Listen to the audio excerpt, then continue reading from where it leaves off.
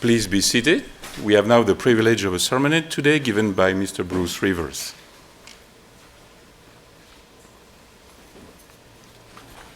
Thank you, Mr. Dubois. Good afternoon, everyone. It's nice to see everyone here today. A beautiful Sabbath day. Something we can really enjoy and appreciate. Certainly don't appreciate the traffic today. It was a little hectic out there, but we made it only 15 minutes later than usual. Many of us have read the Bible for many, many years. And I'm sure all of you will agree that every time we read the scriptures, we see something different, something that is new, something that grabs our attention. God's word truly is living, and it is dynamic, and it is in such a way that it offers us more to learn, more to understand, more to think about every time we read it. How often then is it that we read over words or even concepts in the Bible that we've read over for years and years without actually grasping their significance, without even really thinking about them? If you would please turn to 1 Timothy chapter 1. 1 Timothy chapter 1. We find here in this book that Paul is giving Timothy some instructions on how to be an effective minister and a teacher. We're going to begin in verse 18, 1 Timothy 1 in verse 18. Paul writes, "This charge I commit to you, son Timothy, according to the prophecies previously made concerning you, that by them you may wage the good warfare." Chapter 2, verse 1 says, "Therefore I exhort, first of all, that supplications, prayers, intercessions, and giving of thanks be made for all men, for kings and all who are in authority, that we may lead a quiet and peaceable life in all godliness and reverence. For this is good and acceptable in the sight of God, our Savior, who desires all men to be saved and to come to the knowledge of the truth."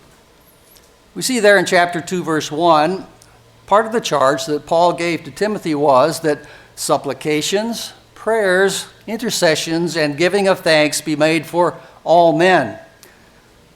4 different aspects or 4 different types of prayer are mentioned there. We know, of course, what prayers are, and we also probably understand intercessions, and we certainly know what giving of thanks is. But what about supplications?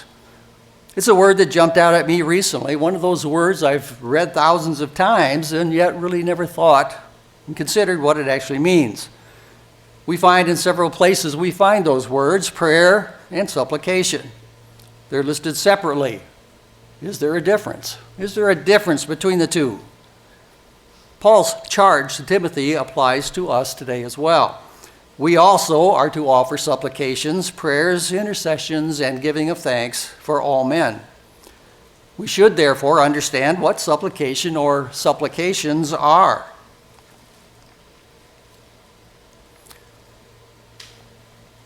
For the sermonette here this afternoon, we're going to look at this word, supplication, understand what it is and the implication that it has for us today. And the title of the sermonette is the question, what is supplication?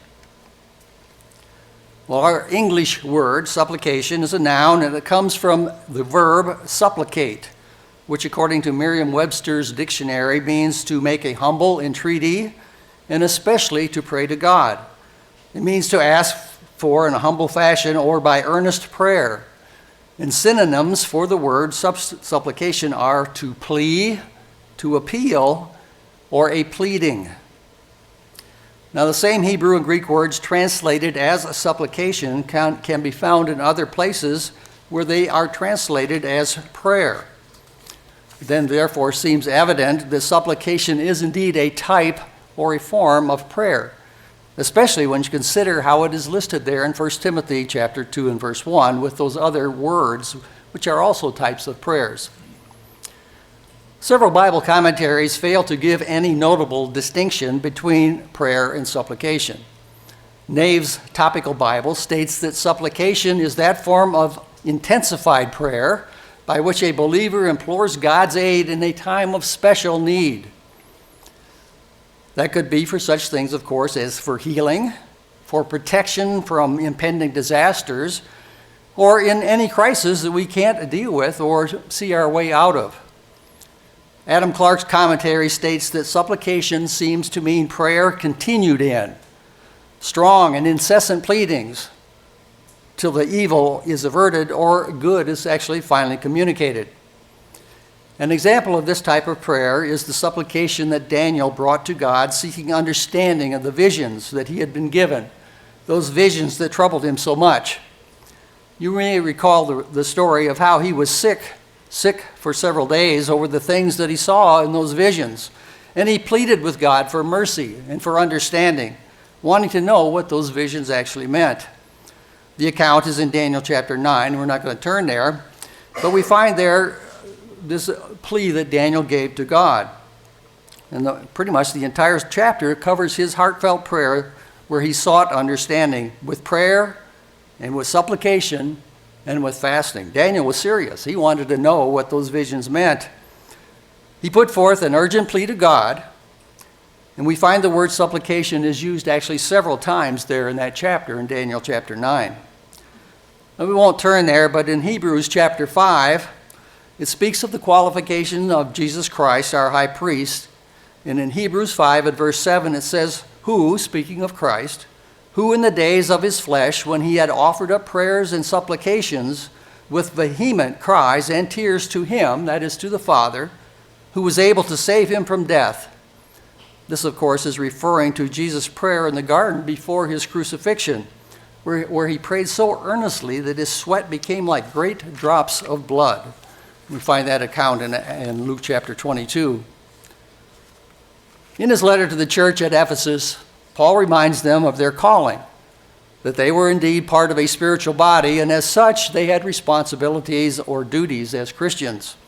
They were to walk in unity and use the spiritual gifts that they had been given to build up that body and, of course, to benefit other people.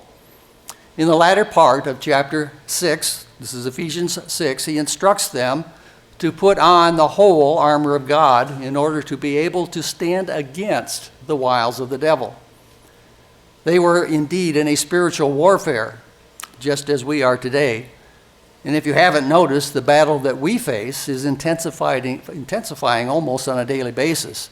You know, Paul was giving instruction on how to endure and how to survive in a spiritual warfare.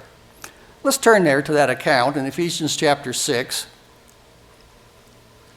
Ephesians chapter 6. Notice the end of Paul's instruction beginning in verse 17. Ephesians 6 at verse 17. Here he mentions the last of the elements of that spiritual armor that we're to put on. And it says, and take the helmet of salvation and the sword of the Spirit, which is the word of God. Of course, now the armor is complete. Those are the final two pieces. And notice verse 18.